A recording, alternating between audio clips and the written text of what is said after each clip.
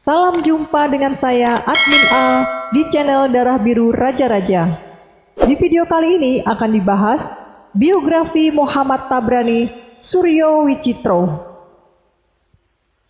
Jauh sebelum kemerdekaan Indonesia diproklamirkan pada tanggal 17 Agustus 1945, nama Indonesia sudah begitu familiar di kalangan pemuda dan mahasiswa. Titik bangunnya semangat nasionalisme sudah mulai dirasakan sejak berdirinya Budi Utomo pada tanggal 20 Mei 1908. Perjalanan bahasa Indonesia menjadi bahasa persatuan tidak terlepas dari sosok Muhammad Tabrani.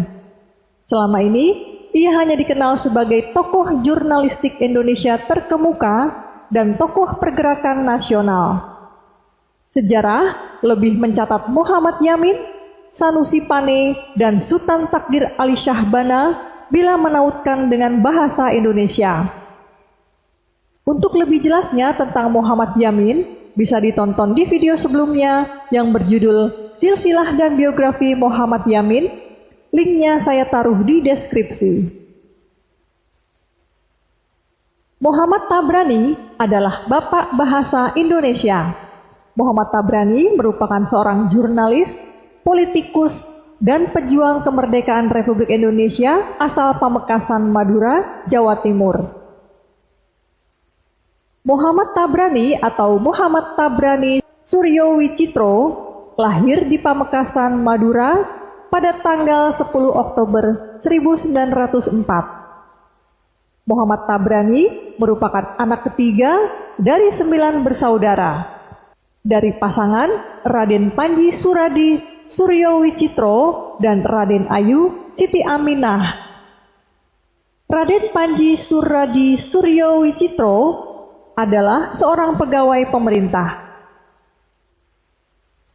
Muhammad Tabrani memulai pendidikannya di HIS Pamekasan tahun 1910. Kemudian pada tahun 1917, ia melanjutkan pendidikannya di Mulo Praban, Surabaya. Ketika memasuki kelas 1, ia terpilih sebagai anggota Jong Java cabang Surabaya. Setahun kemudian, ia sudah mengikuti Kongres Jong Java pertama di Solo. Lulus dari Mulo, Tabrani melanjutkan sekolahnya di AMS Bandung. Di kota tersebut, ia sempat bergabung dalam organisasi pergerakan rahasia bernama Orde der Dienaren van Indi. Organisasi yang mengusung visi kemerdekaan Indonesia itu beranggotakan 50-an orang, termasuk Muhammad Yamin, Supomo, Sarmidi Mangun Sarkoro, dan lain sebagainya. Pada tahun 1923, Tabrani memutuskan untuk pindah ke Ospia di Serang. Akan tetapi, setelah 1 tahun belajar di sana, ia memutuskan untuk pindah ke Ospia di Bandung, sebab pusat pimpinan Dienaren van Indi terletak di kota tersebut. Sembari menempuh pendidikan di sekolah para calon pegawai negeri itu, Tabrani aktif menulis di harian berbahasa Belanda De Lokomotief. Tabrani kemudian melanjutkan studi perguruan tingginya di Recht Hogeschool dengan kajian ilmu sejarah, ekonomi, dan hukum.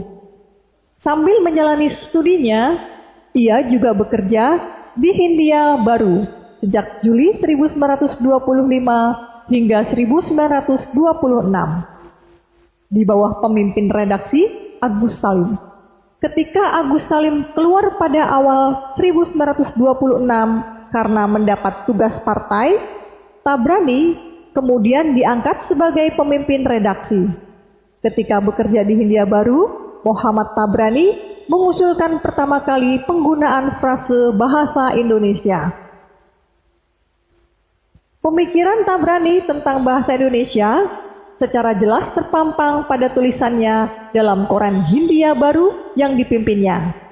Tulisan berjudul Bahasa Indonesia yang ada pada kolom kepentingan tersebut secara jelas mengemukakan bahwa bahasa Indonesia sebagai bahasa persatuan untuk mencapai kemerdekaan.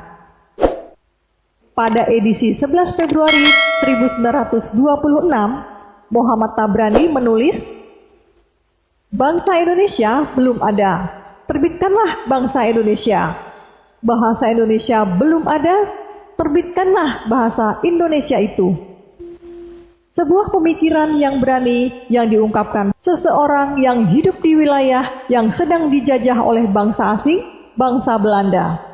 Pemikiran-pemikiran Tabrani bisa dikatakan orisinal dan besar pada masa itu. Tabrani telah menyadari adanya masalah yang menyebabkan persatuan anak Indonesia tidak cepat tercapai, yaitu tidak adanya bahasa yang gampang diketahui oleh seluruh bangsa Indonesia. Tabrani telah meyakini bahwa kemerdekaan akan tercapai jika ada persatuan. Persatuan dapat tercapai salah satunya jika ada ikatan bahasa Indonesia. Sebelumnya, pada tanggal 10 Januari 1926, Muhammad Tabrani memuat tulisannya pada rubrik kepentingan yang merupakan tajuk rencana Hindia Baru. Tulisan yang berjudul Kasihan memunculkan gagasan awal untuk menggunakan nama bahasa Indonesia. Ketika itu, Tabrani menyebutkan bahasa Indonesia sebagai bahasa pergaulan. Tabrani memunculkan konsep kebangsaan yang merujuk pada kondisi nyata keberagaman manusia yang masih bersifat kedaerahan atau kesukuan. Ketika itu, sebagaimana terbentuknya organisasi-organisasi pemuda dari berbagai daerah, orang-orang Indonesia juga masih mengutamakan kepentingan suku ataupun daerahnya masing-masing.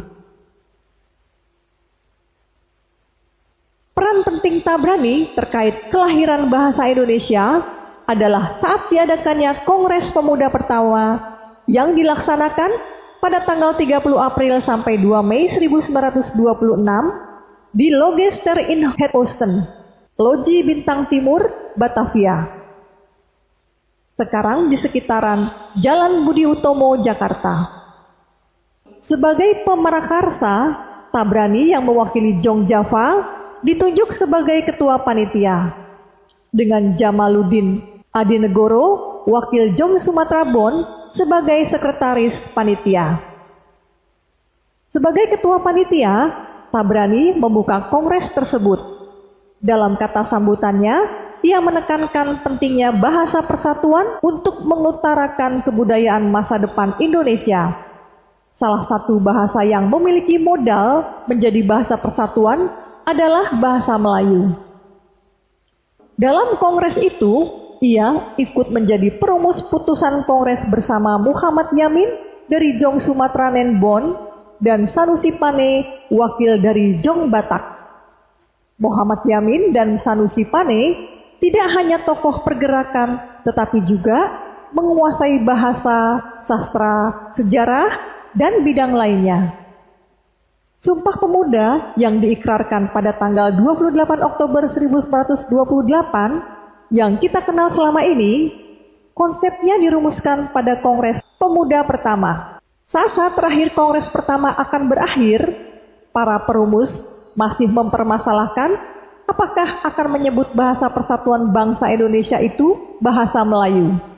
Karena bahasa itu yang dimaksud sesuai yang diusulkan Muhammad Yamin dengan dukungan Jamaluddin Adinegoro.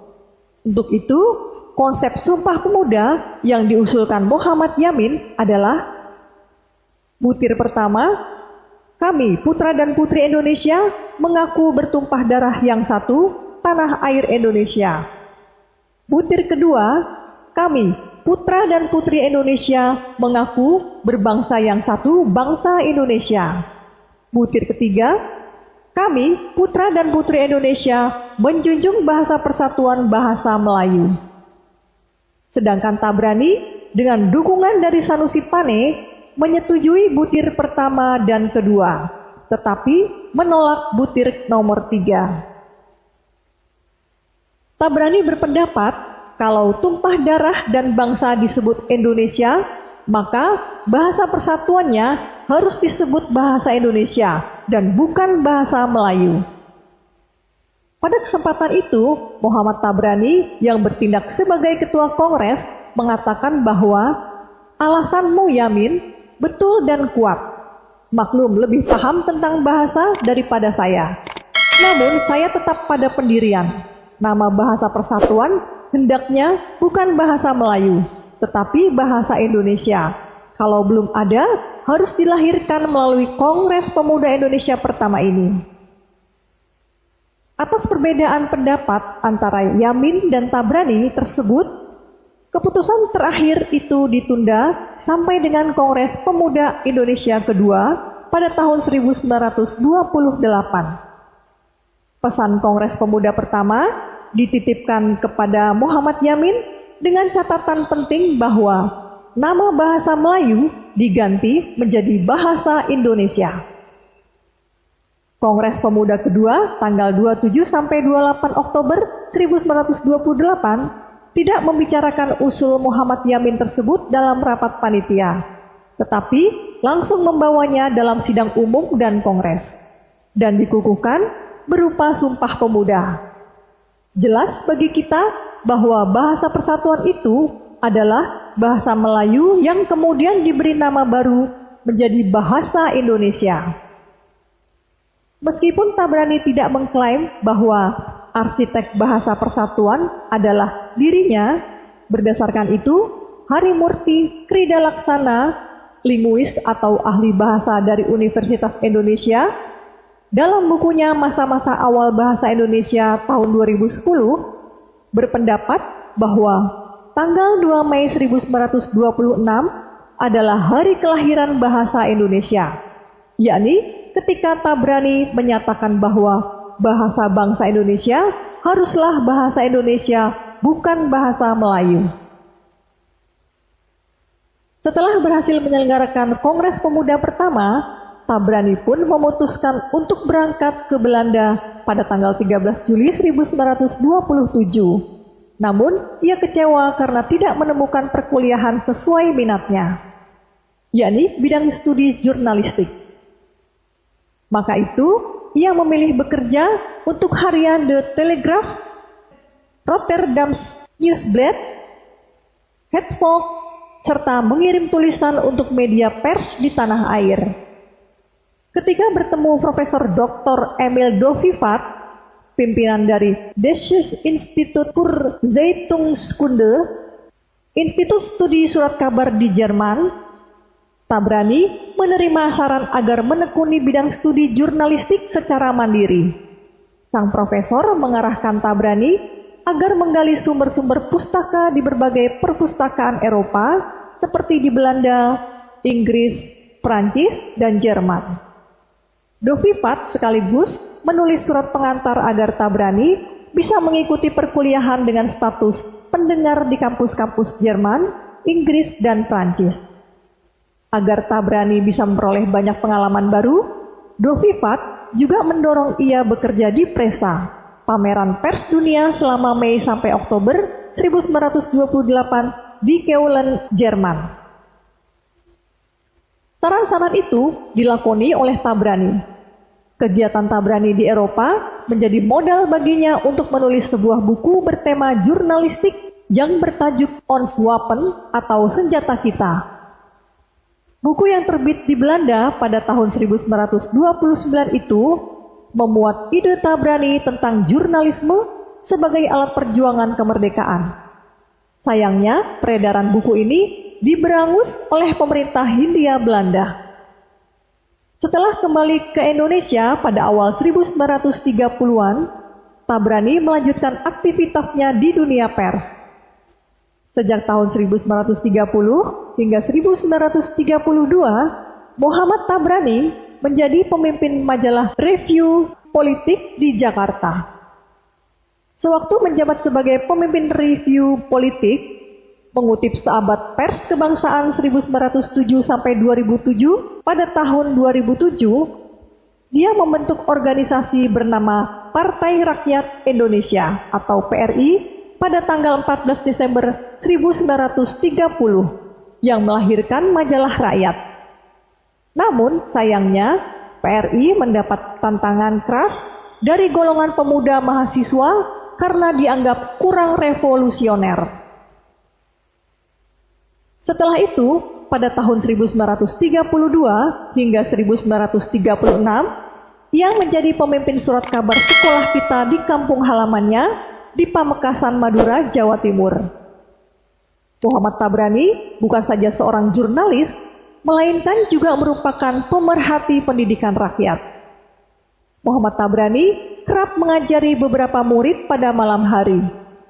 Ia mengajarkan tentang pengetahuan umum, jurnalistik, bahasa Belanda, bahasa Inggris, bahasa Prancis, bahasa Jerman, dan ilmu dagang. Selanjutnya, Muhammad Tabrani menjadi direktur sekaligus pemimpin harian pemandangan dan mingguan pembangunan. Antara tahun 1932 sampai 1936, Muhammad Tabrani sempat kembali ke Madura dan memimpin sekolah kita di Pamekasan. Muhammad Tabrani terus memperjuangkan penggunaan bahasa Indonesia. Pada tahun 1936, ia melakukan perlawanan dengan tulisan melalui surat kabar pemandangan. Salah satu yang dilakukannya adalah memperjuangkan petisi Sutarjo yang berisi tuntutan kepada pemerintah Belanda agar Indonesia diberi kesempatan membentuk parlemen sendiri dalam batas pasal 1 Undang-Undang Dasar Belanda yang menganjurkan agar bahasa Indonesia digunakan di lembaga perwakilan dari Gemeenteraad atau Dewan Kota hingga Volksraad atau Dewan Rakyat, dan mendukung gagasan konsentrasi nasional. Dalam Kongres Bahasa Indonesia pertama yang diadakan di gedung Societe Habibie di kota Solo tanggal 25 sampai 28 Juni 1938 yang merupakan tindak lanjut dari Sumpah Pemuda. Tabrani termasuk narasumber dalam acara itu. Pada tanggal 27 Juni 1938, ia menyampaikan makalah dengan judul Mencepatkan Penyebaan Bahasa Indonesia. Pemikiran lainnya dapat dilihat dalam The Indische Courant, edisi 6 Juli 1938. Tabrani mengusulkan agar penguasaan bahasa Indonesia dijadikan syarat pengangkatan pejabat dan pegawai. Usul lainnya ialah agar surat menyurat lembaga pemerintah menggunakan bahasa Indonesia. Di sisa-sisa hidupnya, Muhammad Tabrani mendirikan Institut Jurnalistik dan Pengetahuan Umum bersama Mr. Wilopo di Jakarta. Murid-muridnya antara lain adalah Anwar Cokro Aminoto dan Syamsuddin Sultan Makmur. Muhammad Tabrani meninggal dunia pada tanggal 12 Januari 1984 di Jakarta saat berusia 80 tahun. Jasadnya dikebumikan di Taman Pemakaman Umum Tanah Kusir, Jakarta Selatan. Untuk mengenang jasa-jasa Tabrani, Kementerian Sosial Republik Indonesia menganugerahkan tanda jasa perintis kemerdekaan sebagai pelopor dalam bahasa Indonesia. Penghargaan itu perlu ditambahkan lagi. Untuk itu, Kemendikbud melalui Badan Pengembangan Bahasa dan Perbukuan atau Badan Bahasa mengusulkan kepada negara berupa gelar pahlawan nasional kepada Tabrani karena gagasan besarnya melahirkan bahasa Indonesia. Sebagai langkah awal, pada awal April tahun 2019, Badan Bahasa mengubah nama Gedung Samudra menjadi Gedung Muhammad Tabrani dan Jalan Sumpah Pemuda Jakarta dengan Jalan Muhammad Tabrani.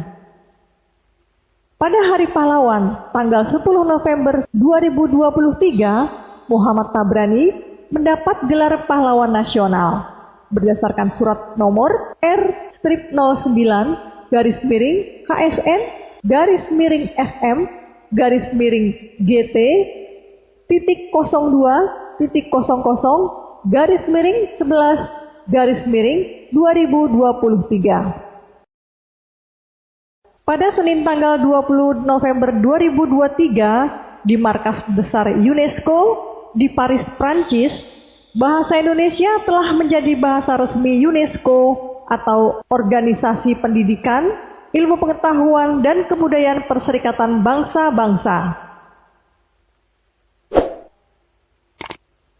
Demikianlah biografi Muhammad Tabrani Suryo Wicitro yang bisa disampaikan. Semoga bisa menambah wawasan sejarah nasional bagi yang menonton video ini. Sampai jumpa lagi di video berikutnya. Terima kasih.